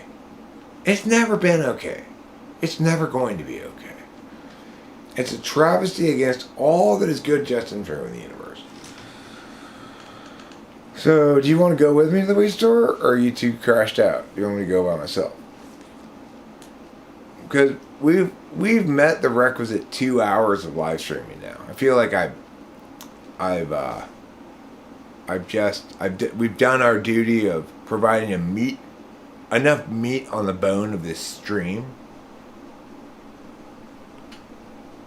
Personally, I don't think you've ever lied in your life. Even now, as you were saying you were lying, I don't believe it. Well, you're just a turkey baster filled with cognitive dissonance, aren't you, mister? Don't inject that toxic fluid into my butthole. I do lie sometimes, and I usually immediately regret it.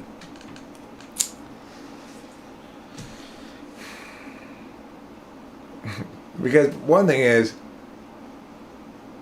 you're just boiling more spaghetti, huh? You really like your pasta. La Pelosa's indulging in the bit of her that's Italiano. Even though she got an Italian last name, she's mostly not Italian, actually. She's mostly British. In her 26andMe, or whatever they call it. Well, the thing is, I had plenty of times in my life of being broke, plenty of times being rolling. And being broke sucks, but it never sucks as bad as you think it does, really. If it's non-permanent, you know? No, Siegfried. You lay in that instance. The past tense of lie is lay. Because you're using the transitive form, not the intransitive form. I'm sorry, sir, but that won't stand around here. That will not stand. If nothing else, we use our transitive and intransitive forms of lie and lay correctly. Okay? You've incensed me now. Like, that's why I always explain, no. I'm not raising the dead. I'm rising them. I'm just pouring yeast on them and leaving them in a warm, moist place. Because I don't want anybody to be confused by my misuse of a transitive verb when I really mean an intransitive one. Now we'll just get weed.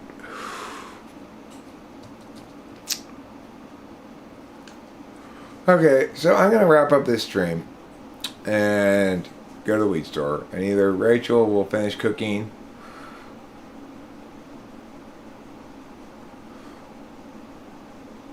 well, you say me either, but most people say me neither.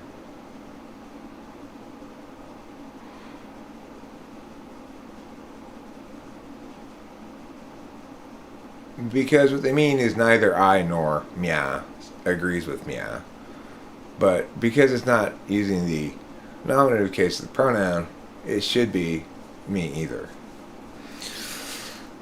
And that's one to grow on. So, thanks for watching, everybody. And yes, Siegfried, it's true. I am a former and somewhat current English teacher. Thanks for asking. I love you all. May the blessings of Christ fall upon you like manna from the heavens from this point until next you hear from me. Amen.